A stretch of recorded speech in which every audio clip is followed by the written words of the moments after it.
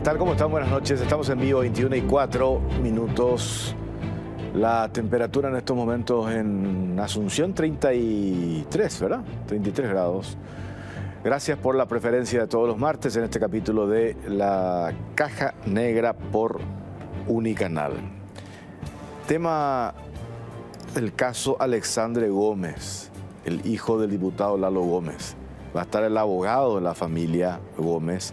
La defensa presenta documentación clave, exponen documentos de las operaciones financieras del diputado Lalo Gómez y también de su hijo. Estas operaciones fueron supervisadas por el sistema financiero. Las operaciones financieras de Gómez bajo investigación. Defensa presenta nuevas pruebas.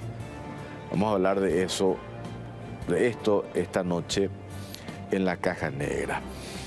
Tenemos esta denuncia y este es un hecho muy preocupante porque el caso no es nuevo, pero afecta a todo un barrio de Asunción, en el barrio Las Mercedes, a raíz del problema de los indígenas sobre la avenida Artigas.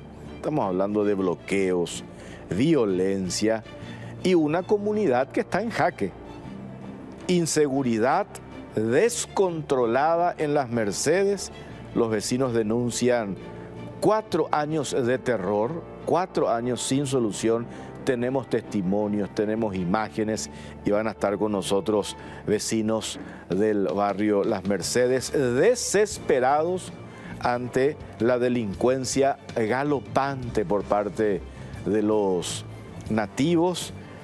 Están ellos bajo el asedio permanente, no solamente los vecinos, también van a estar esta noche con nosotros comerciantes que se ven afectados, incluso obligados a cerrar sus locales por el problema de la inseguridad.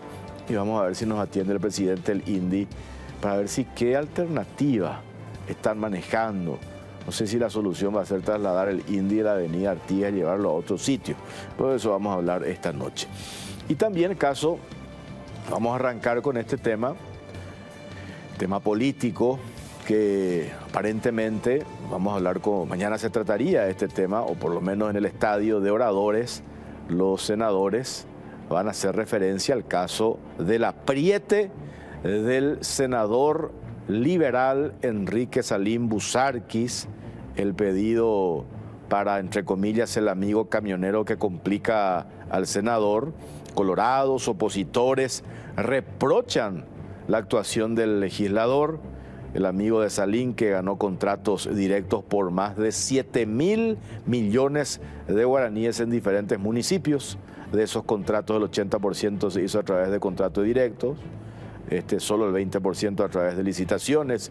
Hay mensajes, hay audios que exponen modus operandi del legislador pidiendo favores. Y al respecto, ya está en comunicación con nosotros vía Zoom el líder de la bancada de Honor Colorado en Cámara de Senadores, el senador Natalicio Chace. ¿Cómo te va, senador? Buenas noches. Buenas noches, Jorge. Buenas noches a la gente que nos escucha. Bueno, ¿qué van a hacer con Busarquis? Mañana va a ser presentado el caso. Seguimos haciendo los estudios. Yo creo que es un caso no menor, bastante complicado. Este es el único caso en la historia que es un abuso de influencia verificado por escribanía, Jorge. Y bueno, estamos en eso y mañana va a ser presentado el caso en el Pleno y vamos a ver cómo avanza este análisis. Prácticamente, no digo todos, pero a ver, me puedo olvidar de algunos. Yolanda Paredes, Rafael Filisola.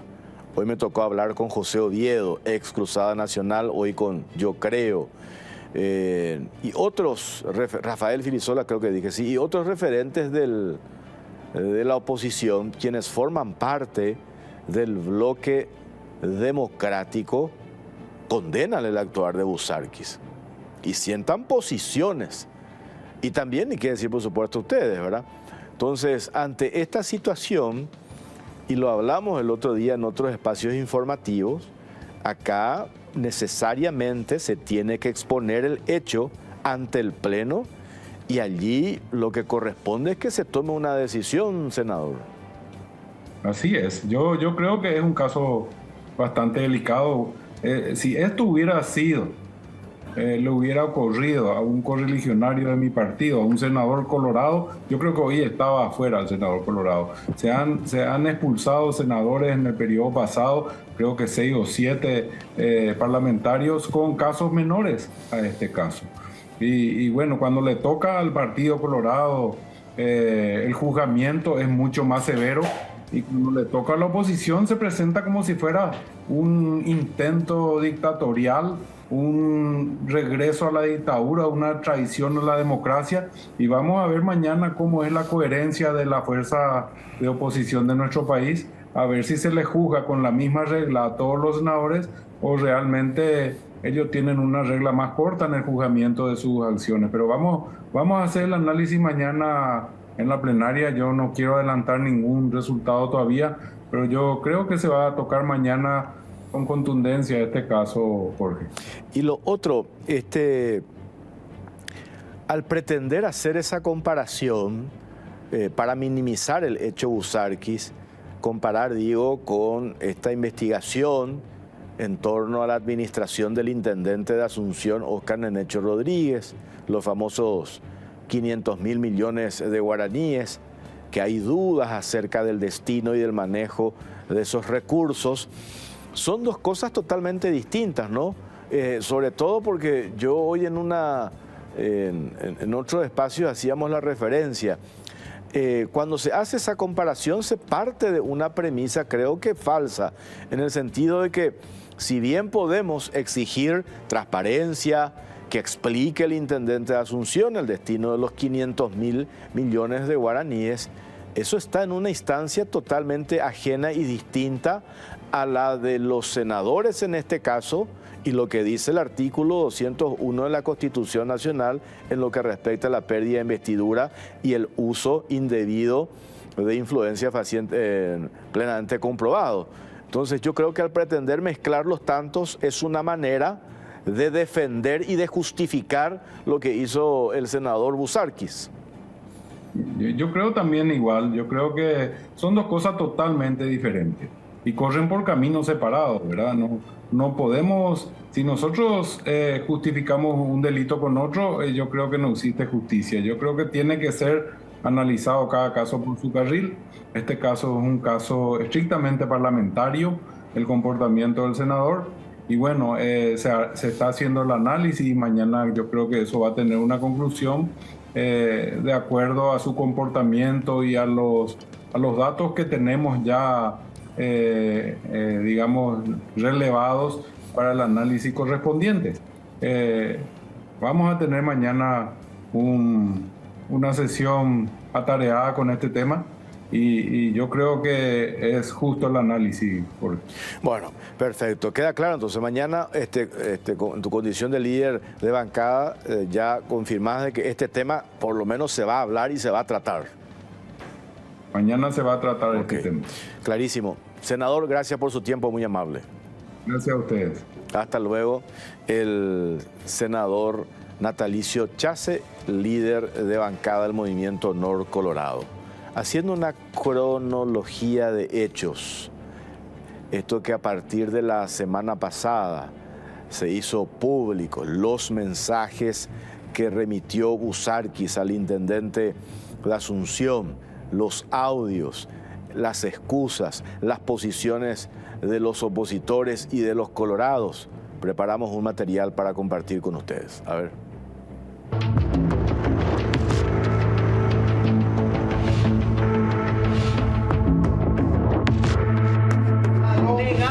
¿Pediste negocio acá? No, nunca. ¿Seguro? Nunca. ¿Qué negocio? ¿Qué negocio? ¿Qué negocio? Te pedí por un pobre trabajador un camión de tumba. Ese que da negocio. Está mal que yo te pida que le haga trabajar a un pobre trabajador. ¿Está mal?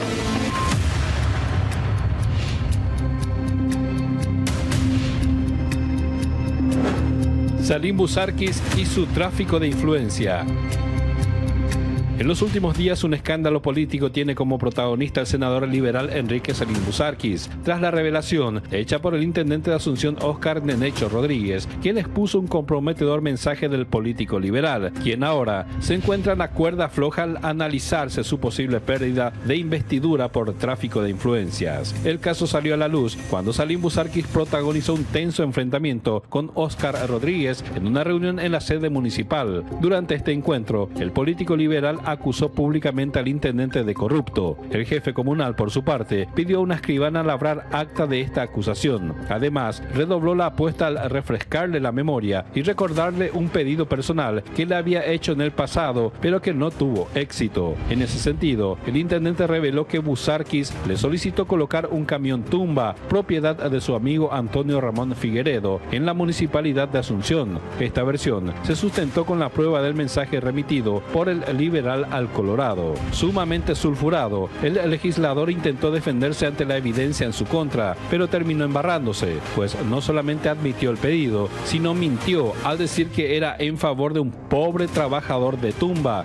que en realidad figura como beneficiado de millonarios contratos con el Estado, los cuales lo mantienen muy alejado de la pobreza.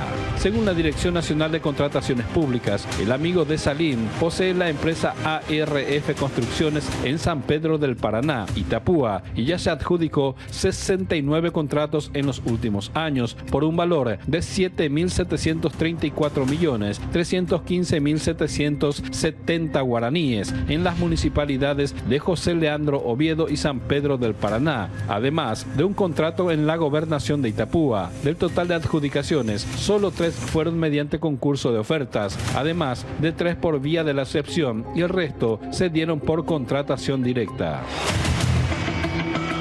Un comprometedor audio.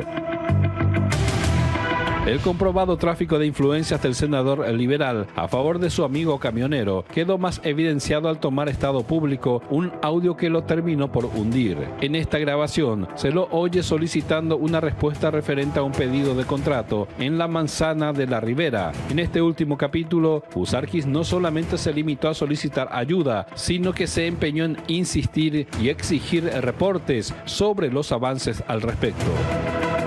¿Qué tal, Inte? Por el tema del contrato en recursos humanos a esta persona, y te hablé de la manzana de la Ribera. Dame el reporte. Me pregunta, por eso no.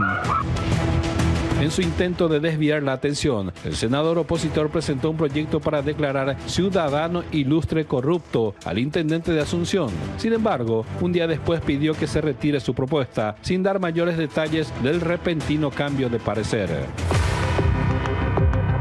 Las reacciones.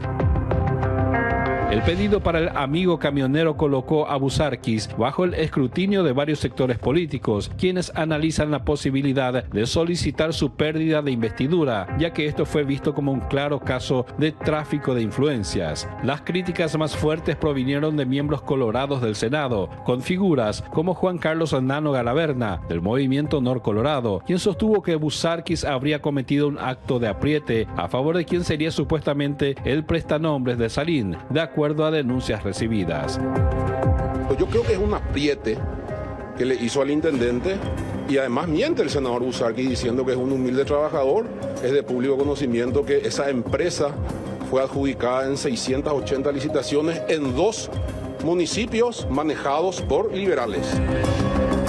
En el Partido Liberal, el caso generó posturas encontradas. El legislador Dionisio Amarilla aseguró que la justicia divina existe, mientras que el presidente de la nucleación liberal, Hugo Fleitas, salió en su defensa. Parlamentarios vinculados al narcotráfico, al crimen organizado y a empresas con contratos estatales millonarios gozan de impunidad, pero buscan expulsar al senador opositor más votado por pedir trabajo para un camionero. El pueblo paraguayo no va a permitir una nueva dictadura, compartió en su cuenta de X. En la línea más opositora, la senadora Yolanda Paredes del Partido Cruzada Nacional criticó fuertemente a Buzarquis, señalando que su actuación comprometió a la bancada de la oposición y que los mensajes públicos no solo carecen de ética, sino que socavan la credibilidad de la lucha por la transparencia. El senador Rafael Filisola coincidió al calificar de nefasta la conducta de Salín. Sin embargo, se mostraron cautelosos ante una eventual pérdida de investidura. derecho a peticionar. Los derechos a peticionar son ignorantes. Derecho a peticionar.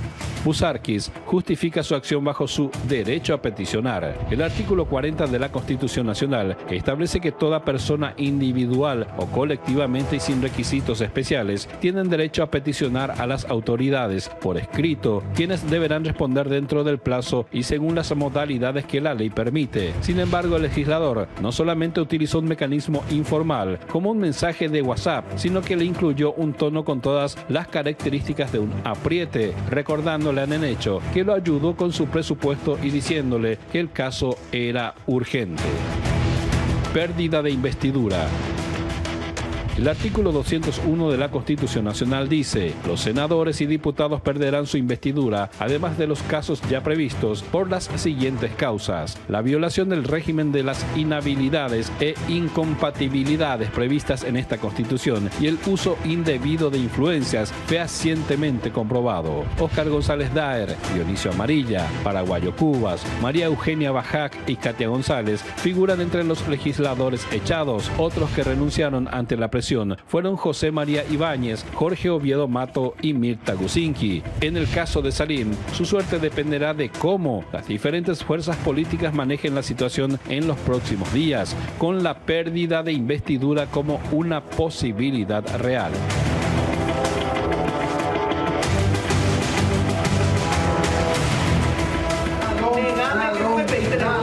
No, nunca.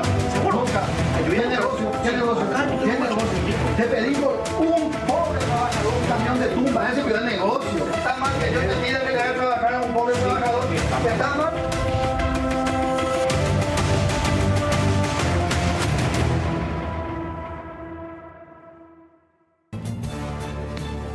Llegaron a Bristol las mega rebajas por primavera en todos los productos: celulares desde 59.000, televisores desde 79.000, lavarropas desde 49.000 y mucho más. Además, comprando ya estás participando de la promo 3.000 millones en premios. El 1 de octubre sorteamos una moto Buller Rally más 20 millones en efectivo. Bristol, la mejor casa de electrodomésticos del país. Broncogalén jarabe alivia todos los síntomas de la tos. Broncogalén es también fluidificante y expectorante. Eso es Broncogalén jarabe, todo lo natural en un solo producto, y un solo producto para toda la familia. Además, no tiene azúcar. Atendé bien: amba, eucalipto, miel y limón, orecopa y té. Y no te olvides de la presentación cómoda y práctica de Broncogalén Spray, con la misma fórmula y con sabor a miel. Broncogalén Spray te soluciona las situaciones incómodas porque lo podés sacar y usar en donde sea. Broncogalén Paraguayo y Teja Naturalete es de Laboratorios Galeno, de venta libre en farmacias. Si los síntomas persisten, consulte a su médico. Y vamos a mostrar este informe antes de hablar con nuestra invitada, una vecina afectada, con Patricia Sanabria. Indígenas en Artigas, bloqueos, violencia que vemos todos los días y una comunidad que está en jaque. A ver.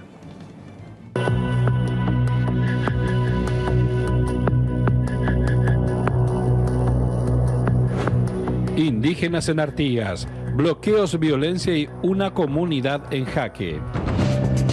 El barrio Las Mercedes, situado en Asunción, viene registrando una situación de tensión e inseguridad en los últimos 4 años. Desde que el Instituto Paraguayo del Indígena, INDI, trasladó una de sus sedes a la avenida Artigas, los vecinos y comerciantes del área denuncian un incremento de robos, actos vandálicos y el cierre forzado de sus negocios debido a las manifestaciones de los nativos, quienes ocupan la concurrida arteria como medida de presión para reclamar sus derechos. Para los afectados, la falta de respuestas a sus reclamos ya resulta insostenible y la policía poco o nada puede hacer para controlar el conflicto que va escalando cada vez más.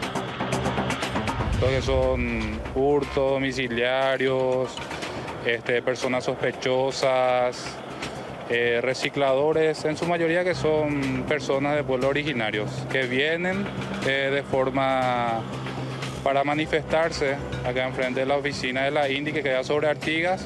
Posterior a eso ya salen a recorrer los barrios, el barrio Jara, el barrio Las Mercedes principalmente, y realizan cualquier tipo de hechos. Observan alguna oportunidad, e ingresan al domicilio y llevan cualquier cosa.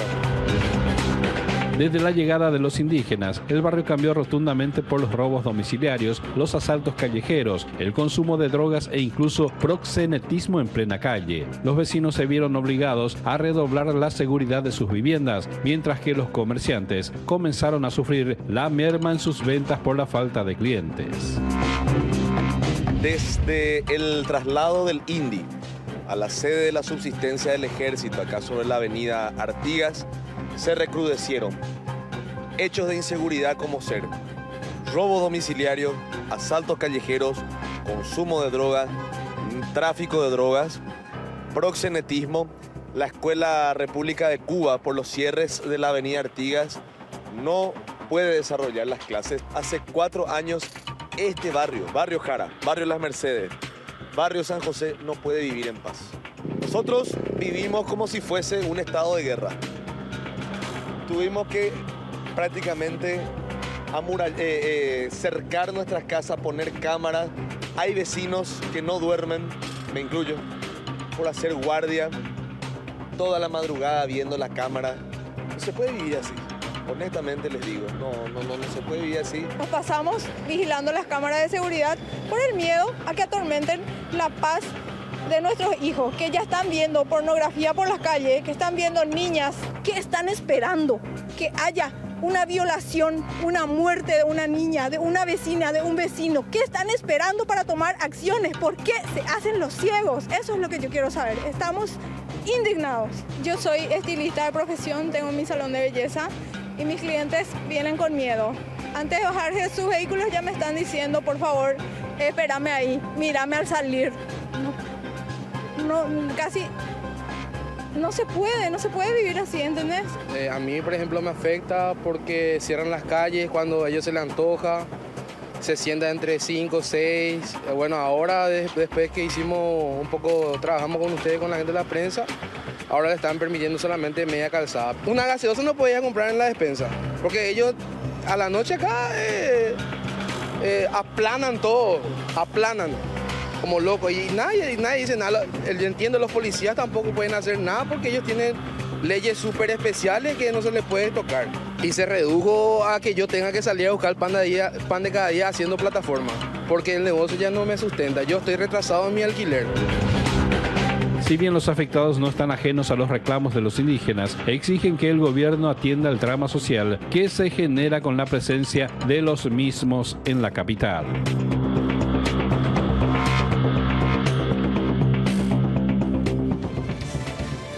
Bueno, está Patricia Sanabria, vecina afectada. ¿Qué tal, Patricia? ¿Cómo te va?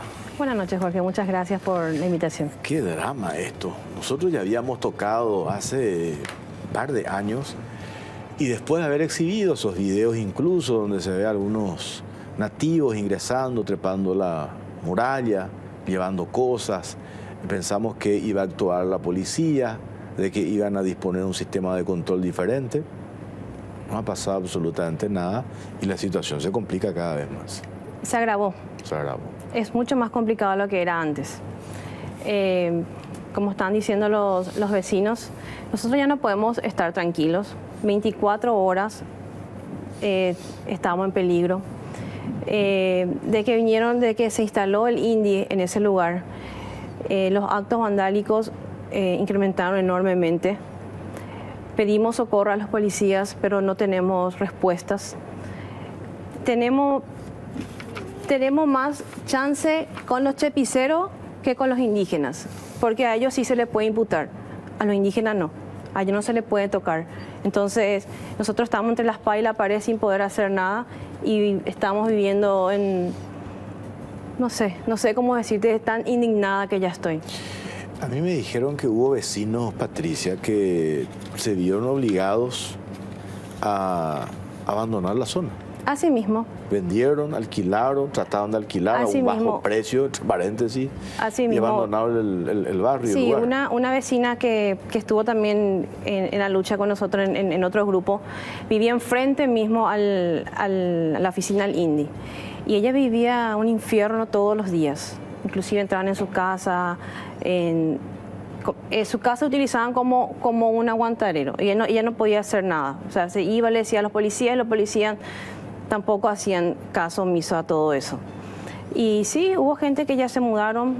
Yo tengo un local sobre Artigas que estoy arrastrando, estoy con las uñas tratando de sobrellevar esto. Para no cerrar. Para no cerrar.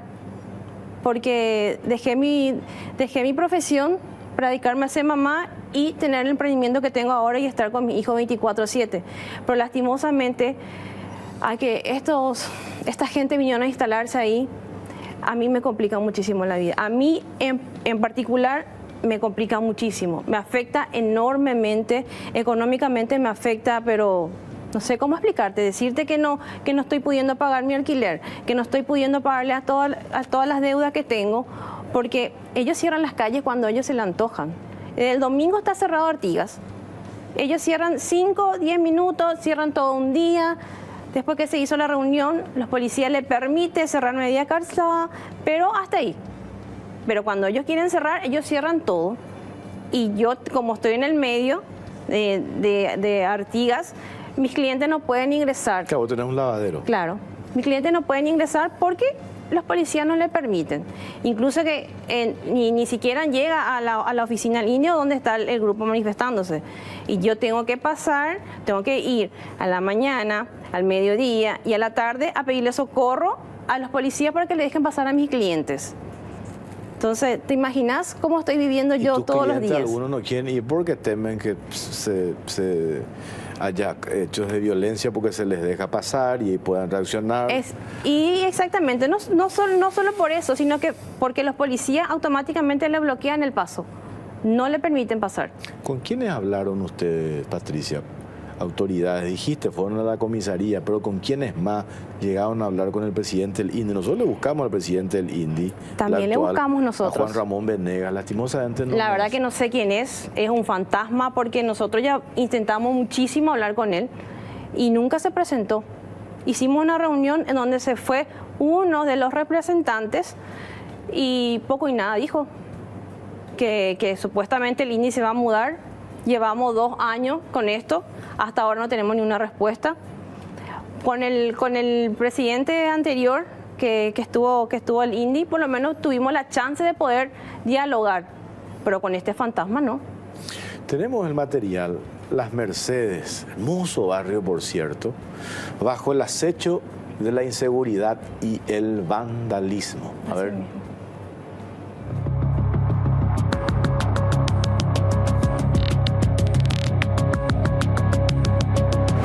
Las Mercedes, bajo el acecho de la inseguridad y el vandalismo. El barrio Las Mercedes se convirtió en una trinchera para quienes intentan ganarse la vida honestamente en medio de la creciente inseguridad, con la presencia de las comunidades indígenas frente al INDI, reclamando sus derechos. Francisco Jara, una vendedora de yuyos, es víctima constante de robos por parte de los grupos de indígenas que ocupan la zona donde tiene instalado su puesto de ventas. Me roban de lunes a lunes y encima yo vendo remedios refrescantes. Si ellos están haciendo el embotellamiento, cerrando las calles, no puedo vender, yo me perjudico. Hacen sus necesidades fisiológicas, se drogan, toman, tienen relaciones sexuales en la calle, en la vereda, enfrente de nuestras narices. Eso pues está mal. No tenemos nada en contra de los indígenas, solamente queremos que se le trasladen a un lugar apropiado donde ellos puedan estar viviendo también cómodamente como nosotros y queremos tener tranquilidad. A su vez, Carmen Mora, vendedora venezolana de arepas, también es otra de las afectadas, que vio cómo su negocio fue mermando, no solo por los robos, sino por el acoso a sus clientes. Bueno, más que todo así el acoso, porque ellos llegó un momento en que le pedían a las personas justo al frente de mi puesto de comida. Entonces los clientes no se acercaban por miedo. Entonces yo no sabía qué hacer, si de repente, de qué forma pedirles a ellos que ahí en mi sitio de trabajo no le estuvieran pidiendo a las personas. Es una situación muy difícil de manejar. El vandalismo tampoco cesa en las infraestructuras del barrio. Félix Aguilar, otro vecino muy preocupado, denunció el robo continuo de tapas del medidor de la SAP y del registro cloacal. Aparentemente algunos indígenas estarían sustrayendo estas tapas para venderlas, generando un riesgo para los peatones que transitan por la zona. Tenemos otro inconveniente que es el robo de las tapas de los registros, tanto de la cloaca como de la SAP. En todas las veredas se llevaron. Es un riesgo total para todos, ¿verdad? La mayoría circula por acá y es un peligro para ellos y para todos en general. Pedimos que por favor solucionen por lo menos una tapa de cualquier material que cierre eso. Los comerciantes y vecinos de las Mercedes exigen soluciones urgentes ante la creciente inseguridad y la falta de acción de las autoridades para evitar que la situación empeore más de lo que ya está en la actualidad.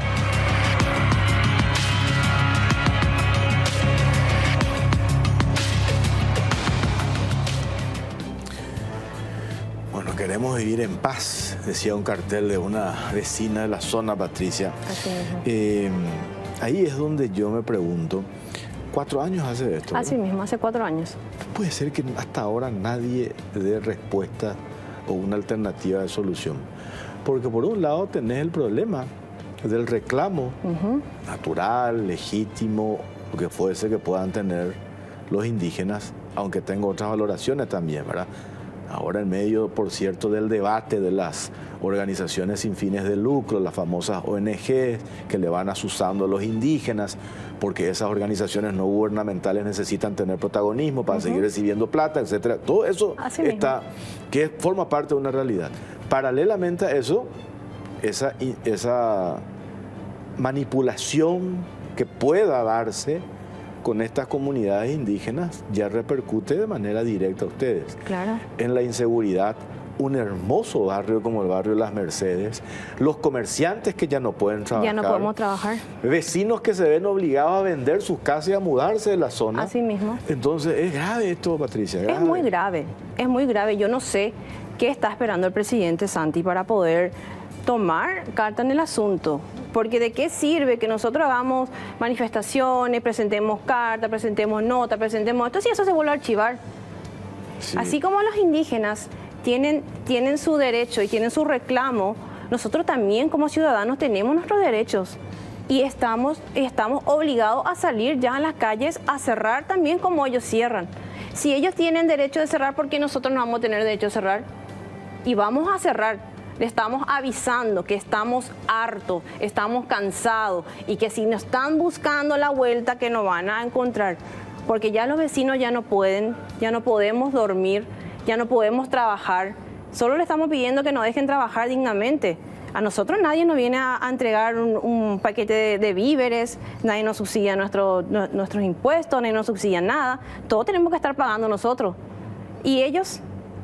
Entiendo que tienen su derecho, pero nosotros exigimos que alguien haga caso a esto y que el índice mude de Asunción, que le lleven en los lugares más cercanos a las comunidades para que puedan evitar tener gastos extra, porque ellos vienen en camiones doble eje sin problema, vienen de madrugada, se bajan y no entiendo por qué le permiten pasar los controles policiales. Porque para una persona normal como nosotros no podemos ni siquiera sentarnos en una carrocería para circular. ¿Y por qué ellos tienen derecho a venir como vacas en un camión triple eje o en un camión así? ¿Por qué ellos tienen derecho? Y nosotros no podemos tener derecho a reclamar lo que nosotros estamos pidiendo, trabajar dignamente, estar tranquilos en nuestra casa, porque imagínate, ponete en mi lugar por un segundo. Estás en tu casa, tenés ganas de salir, tenés una urgencia, no puedes salir porque todos, como 5 o 20 indígenas están frente a tu portón, durmiendo, borrachos, y vos no podés salir. ¿Cómo te vas a sentir? Indignado. No, absolutamente. Acá me pasa también, eso que dijiste, que ¿quién financia, entre paréntesis, la contratación? Queremos saber, porque ahí es, Patricia, donde también hay que empezar a llamar las cosas por su nombre y ir delimitando responsabilidades. Acá me están pasando más datos sobre esto. Si Asunción quiere algo de los indígenas, esto es me ponen el nombre acá de un tal Óscar Ayala Amarilla, el zar de las ONG indigenistas. Es director de CODEUPI, fundador y CEO principal de Tierra Viva, que había dirigido ya un operativo, entre paréntesis, en el Chaco paraguayo, con una comunidad indígena que ellos decían que era, recuerdo perfectamente, habíamos hecho en la Caja Negra hace 4 o 5 años, si no es más. Los Aguayamaxa creo que eran, si esa comunidad, si no estoy equivocado, si la memoria no me falla, invadieron una propiedad porque decían que eran tierras ancestrales. Quienes estaban explotando esa propiedad, plata que vino de afuera, entre paréntesis, una empresa inglesa que tenía producción ganadera, le expropiaron y la empresa tuvo que rajar. Entraron los indígenas, pelaron los árboles y ahora están invadiendo otra propiedad. Y quienes estuvieron detrás de estas invasiones tienen nombre y apellido. Entonces, ahora que decís, ¿cómo vienen estos representantes de estas comunidades indígenas que se están manifestando frente al INDI? ¿Alguien financia eso? Y obviamente que alguien financia. ¿Alguien financia porque eso? Vienen en camión y no te van a venir de Canineyú o de algún otro departamento gratis. El combustible no es barato. ¿Y quiénes se quedan ahí? El grueso de la gente. Porque los líderes se mandan a mudar. Se van a dormir a otro lugar. Incluso. Más cómodo. ¿Alguien paga eso? Claro. ¿Alguien financia eso? Te cuento. Hace poco fui al supermercado que está cerca ahí de la zona y había un grupo de indígenas, ¿no? Y tenían fajos de dineros. Estaban ellos ahí haciendo compras y entre las conversaciones escuché que dijo Yandé Yarajana ahí algo. Ellos acuerdan de Orajata 15 millones a Yandé, ya le cotan de tanto de metan Yandé. O sea que es un negociado impresionante. Y el señor este que le acabas de mencionar, hace poco tuvieron una entrevista en Radio Ñandutí y él se desligó de la situación. Dice que ya no forma parte de esa ONG, que ella ya no está, que está totalmente desligado y que le sorprende que le están llamando mucho, o sea, que le están nombrando mucho a él. Claro, le están nombrando mucho a él. Por los antecedentes y por los vínculos, así más mismo. vale, ¿verdad? Hay otras ONG, me pasan acá también. Impresionante cómo la gente se prende. Denuncian posible monopolio ONG a causa indígena. $300,000 recibieron en un solo proyecto. Por eso. De hecho que... Acá hay una cuestión, Patricia, también. Hay dos situaciones distintas, ¿verdad? La problemática indígena por un lado, y hay mucha responsabilidad de algunas ONG. A lo mejor hay algunas que sí tienen intención de hacer bien su trabajo, yo no conozco ninguna, pero necesitan visibilizar problemas permanentemente para justificar su existencia. Y eso forma parte de la problemática indígena que el INDI tiene que solucionar. No sé de qué manera. El INDI y el Estado tienen que solucionar. A través del INDI, claro, que es la institución encargada de eso. El pueblo ya... Paralelamente a eso... Suficiente problema tiene. Mientras se da esta indefinición en solucionar la problemática indígena, ustedes están pagando las consecuencias. Estamos pagando las consecuencias. Y muchas personas que no pasan por lo que nosotros pasamos 24/7. No están tildando a nosotros de que le estamos discriminando a los indígenas. Ese es el speech.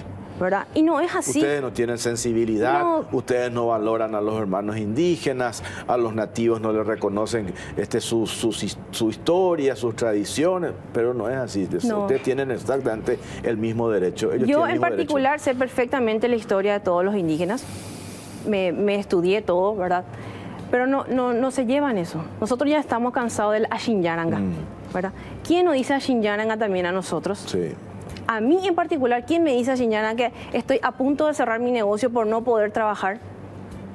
Ni la vendedora de yuyo, recién escuchamos el testimonio. No, tampoco porque como desvían Artigas, ya los vehículos pasan porque ya están cansados de esperar media hora, más de 30 minutos en la cola, entonces ya nadie se queda para comprar un remedio frescante o comprar cualquier diario, ya nadie. Entonces nosotros realmente exigimos que alguien tome carta en el asunto y diga, bueno, vamos a ver cómo hacemos con esto, ¿verdad? Supuestamente se le va a mudar, que ya tienen lugar, que ya tienen esto, pero que no tienen fondo para construir. ¿Y cuándo más vamos a esperar nosotros ¿Cuánto tiempo más vamos a esperar para que se pueda construir una oficina? Porque los indígenas no tienen problema, venir a dormir en el piso, poner una carpita ahí y ya está. Lo que tiene que construir es la oficina para los funcionarios que no quieren salir de donde están, porque ahí ellos están custodiados. Los militares tienen que custodiar a ellos. Entonces ellos se sienten cómodos. Para mí va por ahí la cosa. Cintia, ¿qué te dijo el presidente del INDI? Le buscamos un montón, ¿verdad?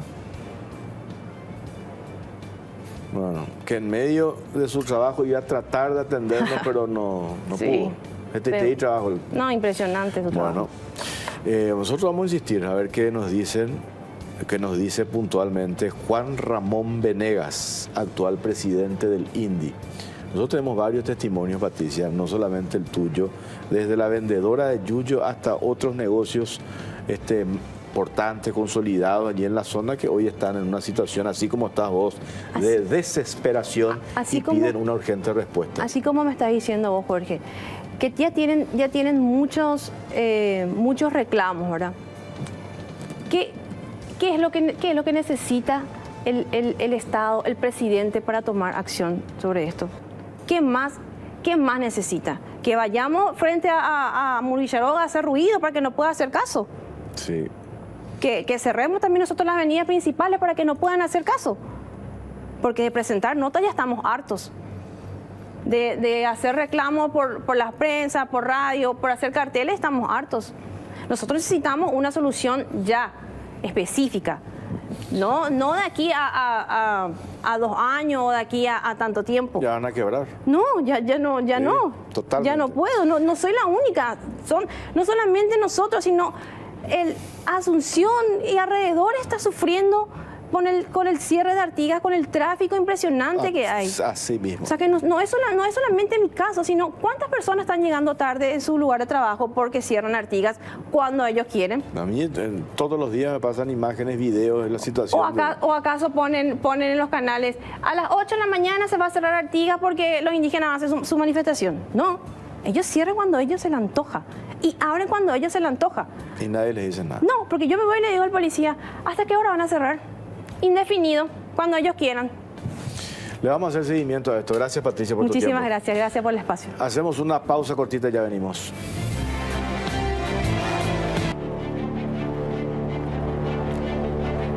Viajar no siempre es placentero. El movimiento de los medios de transporte puede generar mareos, náuseas y otros malestares. Viajar sin complicaciones, sí es posible con Nausecin, sin náuseas ni mareos. Un comprimido de Nausecin y olvídate de las molestias. No te quedes, Nausecin te acompaña en cada viaje que hagas. Nausecin, sin náuseas ni mareos. Y para tener un equilibrio ideal y un buen funcionamiento del organismo, ahora tenés a mano Mielaxam, el laxante que con una sola toma de sus cápsulas blandas no daña la mucosa gástrica y con acción comprobada. Mielaxam limpia y depura el organismo. Para tener un cuerpo saludable, comenzá con tu interior. Mielaxam, el laxante que funciona y el equilibrio volverá a tu cuerpo. Es de Laboratorios Galeno, de venta libre en farmacias. Si los síntomas persisten, consulte a su médico. Y agradezco, como todos los martes, a Gilardini por el traje que tengo esta noche. Muchas gracias, Gilardini. Vamos con este informe y a la vuelta hablamos con el abogado Oscar Tuma. Caso Alexandre Gómez, el hijo del diputado Lalo Gómez. Defensa presenta documentación clave en medio de esta investigación. A ver.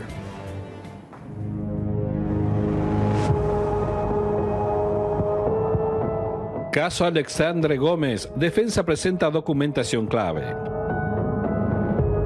La defensa de Alexandre Gómez dio a conocer documentos que avalan las operaciones financieras realizadas dentro del sistema bancario, las transacciones del diputado fallecido Lalo Gómez y su hijo a Joaquín Damota y Diego Benítez, que para la Fiscalía constituyen un financiamiento de grupos criminales, fueron hechas a través de bancos de plaza. El abogado Oscar Tuma, representante de Alexandre Gómez, hijo del fallecido diputado Eulalio Gómez, presentó documentos que demuestran que todas las operaciones de descuentos de cheques y transacciones fueron realizados dentro del sistema financiero, específicamente con los bancos Continental y GNB. Las operaciones también involucran a la firma Finexpar Saeca, actual Zetabanco, y varias empresas, en su mayoría del sector agroganadero. Según los documentos presentados, Alexandre Rodríguez Gómez realizó una operación de compra-venta a plazo de un inmueble ubicado en Bellavista, en el departamento de Amambay, cuya matrícula es la número 02/1638. El valor total del inmueble fue pactado en $1.725.750 y las cuotas fueron pagadas a través del sistema financiero. El acuerdo fue con Zetabanco y los pagos estaban estructurados a plazos. No se entregó el monto en efectivo, sino que la operación se realizó en base a un acuerdo de tenencia del bien, garantizando así la seguridad de la transacción. En cuanto a los pagos realizados por Alexandre Gómez, se detalló que todos fueron ejecutados mediante instituciones financieras y en caso de incumplimiento de pago, los montos abonados serían considerados como alquiler del inmueble. La defensa enfatizó que no hubo entrega de dinero en el momento de la firma del acuerdo.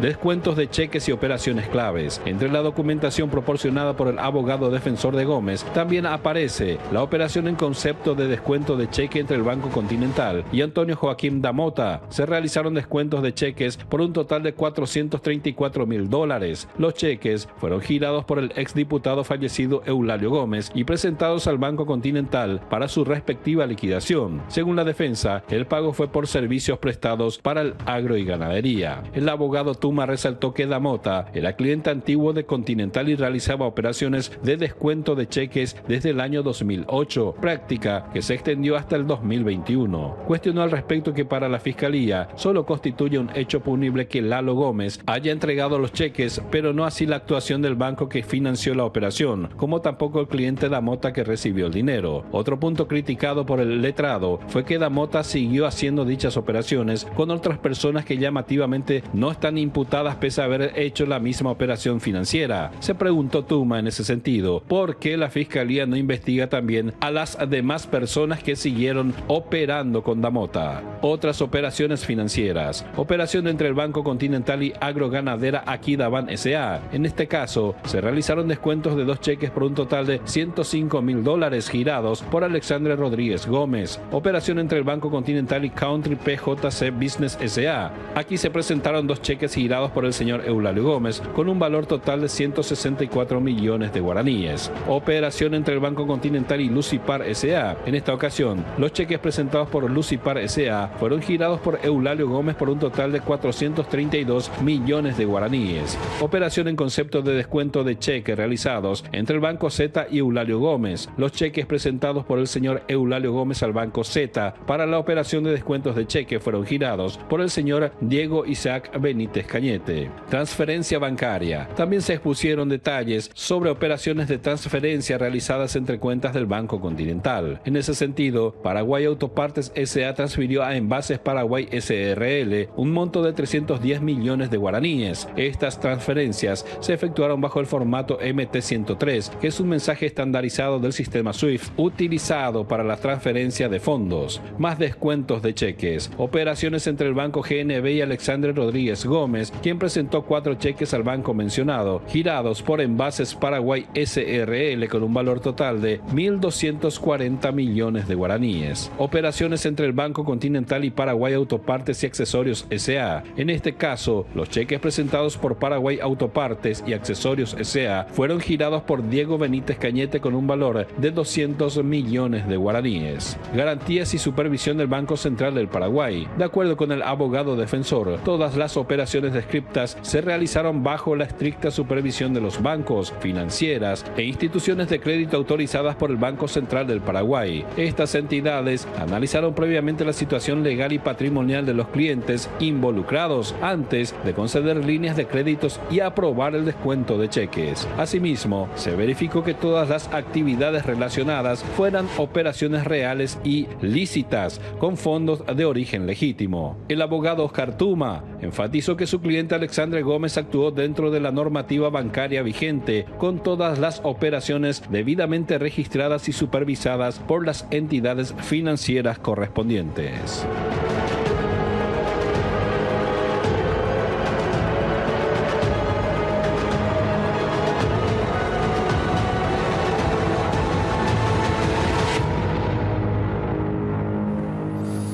Doctor Oscar Tuma, ¿cómo le va? Buenas noches. ¿Cómo está, Jorge? Buenas noches. A ver, vamos por parte. ¿Por qué lo imputan a tu cliente Alexandre Rodríguez Gómez? Para que entienda la ciudadanía, lo imputan a Alexander por supuestamente financiar a personas y a grupos a través de sociedades ligadas al crimen organizado. O sea, es resumiendo un poquitito la imputación. ¿Y en qué se basan? Se basan en operaciones financieras de descuento de cheque. La Fiscalía dice, se le entregó cheque al señor Damota, descontó, eso es un financiamiento a una persona que está dentro de lo que podemos catalogar como una persona altamente peligrosa. Se hicieron descuento de cheques con sociedades pertenecientes a Damota y a Diego Benítez, y para la Fiscalía esas operaciones financieras constituyen inyectar un capital a grupos criminales. Eso es resumiendo el motivo de la imputación, que se cae desde el momento que, no lo hice yo el análisis, trabajamos con 3 peritos que de forma independiente analizaron toda la documentación que nos entregaron y todos coinciden que todas las operaciones que se realizaron dentro de las reglas financieras. ¿Por qué? Porque el descuento de cheque lo hace el Banco Continental. O sea, el Banco Continental es el que hace el negocio. Entonces, el Banco Continental tiene unas normas internas, unas normas establecidas por el Banco Central, unas normas establecidas por la CEPELAT. Y el Banco Continental, por ejemplo, para tomar un cheque, primero tiene que hacer el análisis del titular del cheque. ¿Quién es? Si esa persona es solvente para cubrir esa operación, de dónde proviene ese dinero, traigan la documentación que sustente la operación. Toda esa documentación se entregó. Posteriormente ellos pasan a hacer el análisis del tenedor del cheque, que en este caso era luego ya cliente del banco como el señor Damota o Agroganadera Aquidabán. Y por último, se analiza toda la operación internamente a fin de no violar las normas establecidas en torno al lavado de dinero y eso se aprueba. Todas las operaciones fueron aprobadas. Todas las operaciones pasaron todos los filtros, todas las operaciones se hicieron dentro del sistema financiero. No es que yo te desconté un cheque y saqué un cajón, no, porque hasta la plata que pagó el Banco Continental fue depositada en la cuenta en ese momento de su cliente, el señor Damota, o de Agroganadera Aquidabán, que también era cliente del Banco Continental. Entonces, fue una operación legítima. ¿Y dónde se cae todo? Si para la Fiscalía el hecho, y tomemos este caso, la operación entre un descuento de cheque entre Agroganadera Aquidabán S.A. y el Banco Continental, donde Alexander entrega 2 cheques por un valor de 105.000 en el año 2018. Se presenta a Agroganadera, presenta toda la documentación que sustentan el cheque que ellos van a descontar, pasa todos los filtros y se paga dentro del sistema financiero. Pero ¿dónde está el problema? Esta operación fue en de 2018. Si para la Fiscalía eso constituía un hecho punible, yo me pregunto, ¿por qué no imputó también todas estas operaciones que se realizaron con posterioridad al cheque emitido por Alexander? Hubieron operaciones que funcionaron hasta mayo del 2024 y hubieron operaciones que eran 30 o 40 veces más que la operación que llevó adelante mi defendido. Acá está todo el detalle que manda el Banco Continental. Tenemos, por ejemplo, en mayo del 2021, una operación de 4.360 millones. Superior al monto inicial. 305.000 de Alexander. Después tenemos 1.430 millones. Tenemos operaciones en dólares, 284.000, 142.000, 142.445.000, 558.000, 61.000. O sea, todas estas operaciones se dieron años posteriores. Entonces yo me pregunto, ¿por qué el Ministerio Público toma solamente los cheques que entregó el señor Alexander como una manera de financiar un grupo criminal y no toma todas estas operaciones? Y esto no es que yo lo digo, esto lo detalla perfectamente el Banco Continental en todas las operaciones que se hacen. O sea, todas las operaciones realizadas están totalmente documentadas, pasaron todos los filtros internos, todas las normativas establecidas por el Banco Central del Paraguay y también las normas establecidas por la CEPELAT. Y es ahí la pregunta, ¿por qué solo el Ministerio Público toma como una operación de financiamiento el cheque de 105.000, los dos cheques de 105.000 dólares en total de Alexander, y no toma todas estas operaciones que superan ampliamente el cheque entregado por mi defendido. No pueden alegar, consulto, que en esta, para sostener la imputación, en esta etapa inicial del proceso, solo accedieron a eso. No tienen todavía esto, porque ustedes ya accedieron porque son parte interesada. No, esta documentación está en poder del Ministerio Público porque el Banco Continental, así como el GNB, que es donde se realizaron las operaciones, estamos hablando de dos bancos importantes, que uno no es que va en una ventanilla y dice quiero descontar este cheque. Hay todo un control que se hace. Sí. Entonces, cuando se aprueba la operación, quiere decir que pasaron todos los filtros. Y la responsabilidad de aprobar la operación recae en el banco. Entonces, si todas las operaciones pasaron todos los filtros y fueron debidamente aprobadas, ¿qué financiamiento de qué estamos hablando? ¿Vamos a imputarle al que hizo el papelito o íbamos a dejar de lado a quien entregó el dinero y quien aprobó la operación? O sea, es una cuestión sin sentido. Y te vuelvo a repetir, hubieron operaciones de millones y de cientos de dólares posterior al cheque, por ejemplo, emitido por Alexander. Y esto se da también en todas las demás operaciones, porque el Ministerio Público dice sociedades fantasma que recibían fondos. No, todas las supuestas sociedades fantasmas operaban dentro del sistema financiero, algunas de ellas desde el año 2008. O sea, ninguna de las operaciones que se hicieron con alguna sociedad, ya sea del Grupo Mota o de Diego Benítez, eran empresas que no funcionaban, prestaban servicios, tenían operaciones debidamente registradas, con las presentaciones de todas las documentaciones para la aprobación del crédito. O sea, está más que claro que los fiscales, teniendo esto a la vista, no están interesados en investigar. Es más, que son las cuestiones que nos parecen raras ya a nosotros. Cuando esto nos informan los peritos a quienes contratamos, nosotros inmediatamente le solicitamos al juez Omar Legal y le decimos: señor juez, como anticipo jurisdiccional de prueba, ordene una pericia a fin de determinar si todo lo que nosotros estamos diciendo es verdad. ¿Por qué? Porque estos documentos tienen que analizarse a fin de que los peritos digan: no, todas las operaciones se hicieron en base a las reglas establecidas por el Banco Central, por los mecanismos internos del Banco Continental y el GNB. Todas las operaciones fueron controladas y todo el dinero ingresó y salió dentro del sistema financiero. Acabó la causa. ¿Sabe qué me dijeron? No queremos. Pero espera un poquito, ¿y cómo que no querés si eso es el cuide de la cuestión? No, hay tiempo para eso. Nos presentamos al Ministerio Público y le dijimos: señores fiscales, remita un oficio al Banco Continental para que remiten su procedimiento de descuento de cheque. ¿Cuántos departamentos participan? ¿Quiénes son las personas que participan? A fin de que los mismos vengan a declarar y expliquen un poquitito los filtros que deben de pasar para que se haga un descuento de cheque.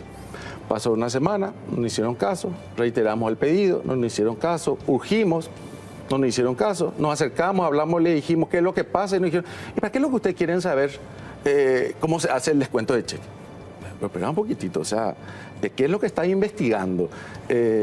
¿Cuál es el elemento hay otros elementos o hipótesis que construye el Ministerio Público, además de estos cheques, de estos descuentos, de este movimiento de dinero, para sostener la imputación? Dentro de la cuestión de los cheques solamente está dentro de situaciones a la cual yo hice referencia, con personas que mucho tiempo después que realizaban estas operaciones tuvieron problemas ya personales con la justicia.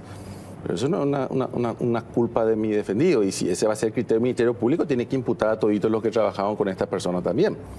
Entonces, lo que posteriormente pasó, se los canceló su cuenta, se cerró la cuenta, dejaron de operar, perfecto.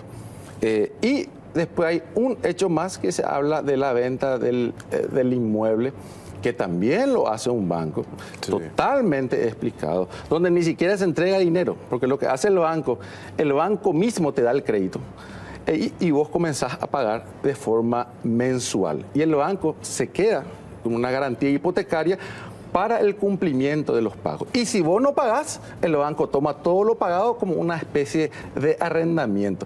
Y una figura muy común, y eso no entienden los fiscales. Los fiscales dicen, pero ¿por qué si le vendió usar la figura de arrendamiento? O sea, evidentemente, y a mí me sorprende, no tienen la capacidad de hacer un análisis, pero tampoco están muy interesados de dejar en manos de expertos que hagan el análisis de esto, y solamente inyectan mentiras a través de los medios de comunicación y dicen, la familia Gómez ligada a Cabeza Branca. ¿Y cómo es lo que está ligada? ¿Dónde está la prueba de que está ligada?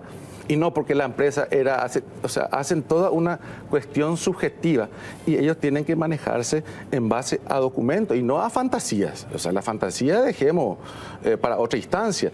Muéstrenme los documentos de todo ese relacionamiento y no existe. Porque todas las operaciones, y que además no estamos hablando de, o sea, hay acá 2 o 3 operaciones que superan ampliamente el supuesto financiamiento a grupos criminales que hizo el Alexander y su padre. ¿A qué se dedica Alexander Rodríguez? Él es ganadero, y también tienen empresa de autopartes. De hace años venden repuestos, cubiertas, estaban acá en Asunción, o sea, hace años viven de la ganadería. Y también de una empresa que se dedica a autopartes, a la venta de autopartes. ¿Qué hay de cierto, doctor? Porque he escuchado, y supongo que ustedes también, ¿verdad?, que para la construcción de este caso, y para lo que después sabemos lo que sucedió, la muerte del diputado, esa circunstancia que se está investigando, por cierto, que hubo participación de Brasil para construir esta causa. ¿Qué hay de cierto de eso? Y tenemos información también de que la construcción se intenta hacer desde Brasil, pero no construyeron absolutamente nada. Están llegando, como llega el carnaval, están muy fumados ya y hacen cualquier cosa ahí en el vecino país, porque no hay ningún elemento de prueba. Es más, en el Brasil no había un proceso contra el diputado Eulalio Gómez, una denuncia no había, ni contra Alexander. Los hermanos, él viene en Brasil, él pasaba todos los fines de semana, iban y venían. O sea, no hay absolutamente nada dentro de Brasil. O sea, todo es una fantasía de lo que ellos piensan. Pero lo que ellos piensan es que dejen en su casa o que aporten elementos de prueba. Hay que sostener. Tienen que sostener. Entonces, esta imputación, te repito, con este análisis, yo no te pido que me crea a mí, yo le desafío a los fiscales, vayamos a la pericia. ¿Por qué se oponen? Trabajemos técnicamente, ofrezcan ustedes su perito, vamos a ofrecer nosotros y que los peritos nos digan si todas las operaciones se hicieron dentro del marco establecido por el Banco Central, la CEPELAT, dentro del sistema financiero. Ellos son los que van a determinar. ¿Por qué no quieren hacer? Porque saben que mintieron desde un comienzo y que esta causa se cae si llegamos a esa instancia de pericial. Entonces solamente viven con la tinta de algunos medios vendiendo versiones de que el diputado y su papá formaban parte de grupos criminales, que formaban parte de esta estructura o de aquella estructura. Pero en los papeles no tienen absolutamente nada. ¿Qué hay cuando...?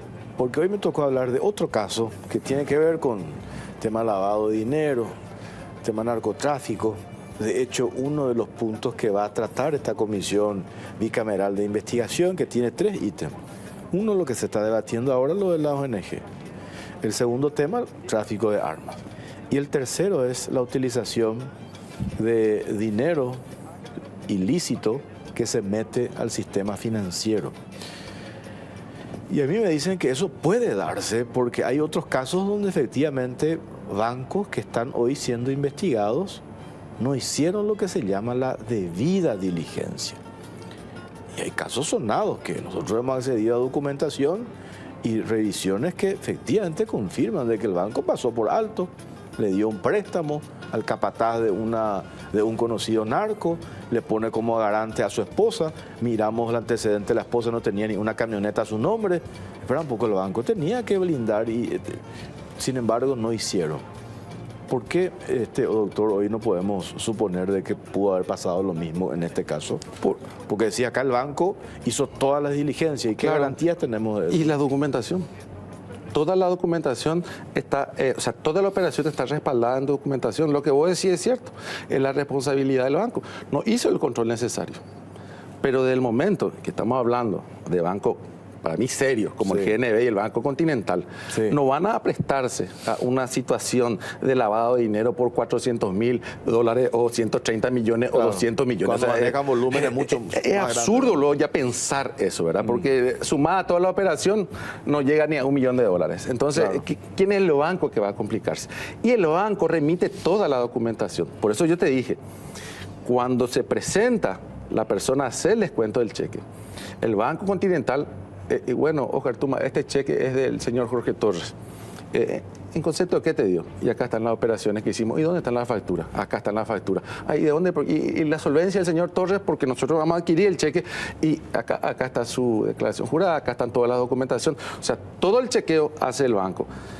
Del titular, del tenedor y, lógicamente, una vez que se apruebe, ya que el banco va a quedarse con ese cheque que tiene que garantizar, el banco está el más interesado en garantizar de que ese dinero sea lícito y que esa persona pueda cumplir con sus obligaciones, se aprueba la operación, ¿verdad? Y bueno, y toda esa documentación que faltó en el caso que vos decís, acá se cumplió. ¿Qué dice ese prelat en relación a todo este tema? No sabemos. No, sí, claro, CEPRELAT no lanzó ninguna alerta. ¿No hay reporte de operaciones? No, nada. O sea, el banco no emitió ningún rostro. No, absolutamente. Y en el hipotético caso de que se haya existido una alerta de operación sospechosa, eso tampoco significa que la operación... No todos los reportes significan que hubo algo ilícito. Y la gente pues pensó, hasta yo mismo creí en un inicio, hasta que después accedimos a la documentación, de que él sacaba debajo de su cajón la plata, o le hacía el cheque y hacíamos todo así en mi oficina. No, todo se hizo dentro del sistema financiero, hasta la plata entregada por el descuento del cheque, que lo hizo el Banco Continental y GNB, se hicieron dentro de las cuentas habilitadas en dichos bancos. O sea, había un seguimiento de dónde provenía el cheque, de dónde salía en concepto de qué salía. Todo eso tiene, digamos, usar este término, es trazable. Totalmente. Desde el momento en que ingresó al sistema financiero y se tiene que todo eso descuento de cheque se hizo con ese banco. Totalmente. Porque es el banco el que termina pagando. Claro. El que, en el fondo, el diputado y su hijo llenaron un papel que si vos no haces el descuento no vale absolutamente nada. Entonces el banco es el que termina en todo caso inyectando el dinero y aprobando esa operación. Y te vuelvo a repetir, no creo. Y solamente los agentes fiscales pueden pensar que el Banco Continental o el GNB puede prestarse para una cuestión de lavado. Tengo que hacer una pausa cortita, a la vuelta seguimos hablando sobre este tema.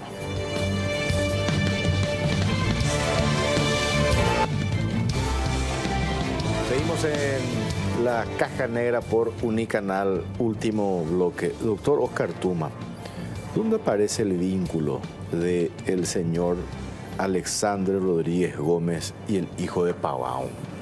Mira, mi matrícula está puesto.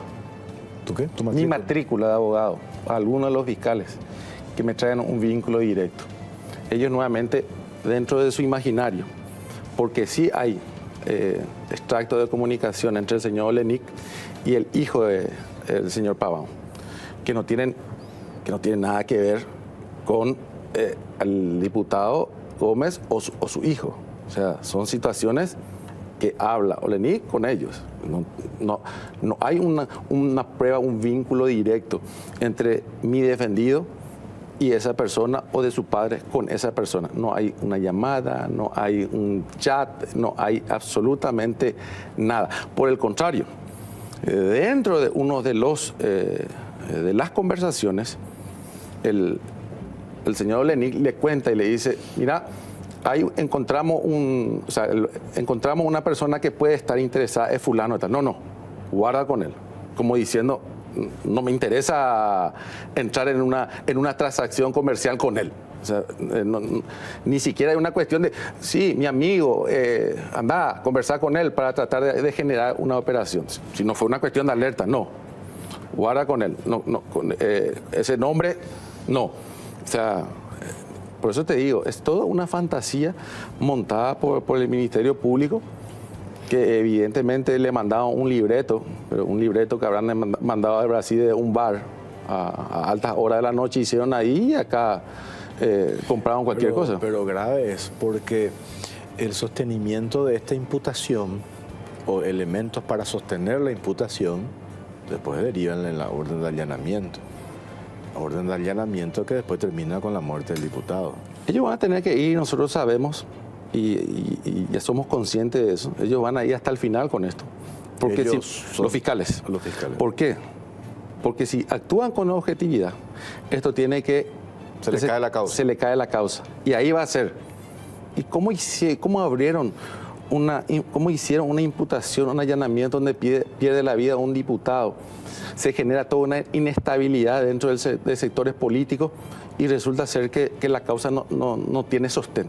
Por eso es que nosotros decimos, ellos van a ir hasta el final y no van a querer realizar pruebas técnicas que demuestren que lo que yo te estoy diciendo es verdad. Al final tiene un plazo para la imputación, para... Ellos van a pedir prórroga, que es lo que siempre juegan. Lo de la prórroga, 6 meses. Ellos van a pedir prórroga y van a tratar de alargar para que esto se termine desinflando y que los ojos de la ciudadanía y de la prensa no estén en el trabajo de ellos, porque así actúan. Porque si no, lo primero que tenés que hacer, si está ante hechos punibles financieros, es hacer pericias financieras. Somos abogados, ¿no? Los fiscales y nosotros. Entonces, si ya no quieren hacer eso, es porque evidentemente no van a poder sostener los agentes fiscales el resultado de la pericia. Entonces, ¿qué van a hacer? Me van a llevar los 6 meses. Llegados los 6 meses, ellos van a pedir o antes de los 6 meses van a pedir una prórroga extraordinaria, porque van a decir que todavía hay elementos que tienen que analizarse, de que no se hicieron las pericias, etcétera, etcétera. Porque a mí lo que me llama la atención de todo esto que explicaste, por último, doctor, es esos cheques de $105.000 que mencionan en la imputación como argumentos de que se habría, o el origen de eso sería ilícito. Entonces, supongamos que eso sea cierto.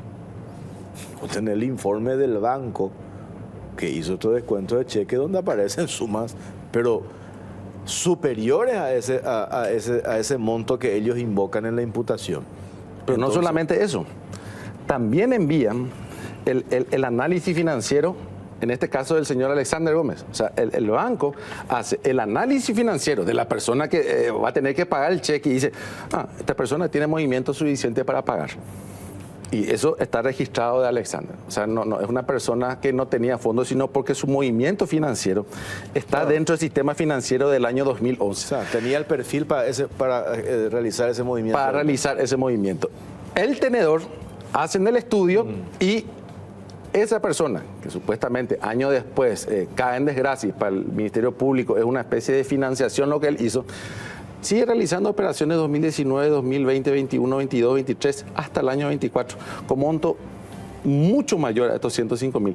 Y ninguno de esas personas está imputado. Entonces, si vos me imputás a mí, porque yo te entregué un cheque, yo te estoy financiando, ¿y por qué no le imputaste a todo ellos que también te entregaron un cheque? ¿Dónde está Alexander ahora mismo? Él está en Encarnación, en una privada de su libertad.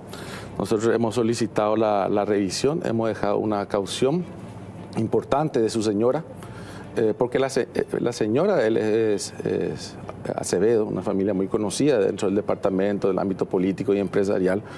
Ella ha garantizado con el inmueble de la casa matrimonial de ellos. Hemos pedido el arresto domiciliario. ¿Por qué? Porque nosotros estamos seguros del resultado que vamos a obtener con esto. Y nosotros, así como el Ministerio Público nos va a llevar, porque no van a poder ellos cargar con la responsabilidad, o no van a querer cargar con la responsabilidad de la pérdida de vida del diputado Gómez, nosotros también nos estamos documentando, estamos contratando gente profesional que puedan dar luz a esto. Y no es complicado, estas son operaciones financieras y las operaciones financieras es fácil de analizar la legalidad o no. ¿Quiénes pueden hacer eso? Y los peritos. Y es lo que nosotros queremos que hagan los fiscales. ¿Por qué no quieren hacer? O sea, dejen de lado su fantasía, dejen de lado la historia que ni Marvel cuenta y vayamos a hacer un análisis técnico. Además, nosotros pagamos hasta la pericia, si el Ministerio Público no tiene rubro para pagar la pericia, y que ellos pongan el perito que quieran y que se haga el análisis. El resultado va a tener que ser siempre el mismo, porque este 2 más 2, 4. No puede arrojar un resultado diferente. La imputación post-mortem, entre paréntesis, el diputado Lalo Gómez, ¿es el mismo argumento? El mismo argumento. Por eso hay cheques que hizo solamente el diputado, otros cheques que hizo el Alexander. Y bueno, llegamos al absurdo que se pretende congelar los bienes del diputado y se pretende congelar bienes que ya hemos acreditado fueron adquiridos a través también del sistema financiero. Y no de ahora, allá del año 2008, 2009. Él, ¿qué es lo que hacía? Quería adquirir un campo, iba y sacaba un crédito de un banco. Y ahí se adquiría, o sea, ni siquiera estamos ante adquisiciones que se hicieron del año 2020 o 2018 en adelante. Por último, a mí me dijeron, doctor, que fue clave la participación del Brasil. Perdón que insista con esto. Te pregunto, ¿usted accedieron al acta de imputación? En el acta de imputación se arriman conversaciones de WhatsApp del diputado de Alexander con...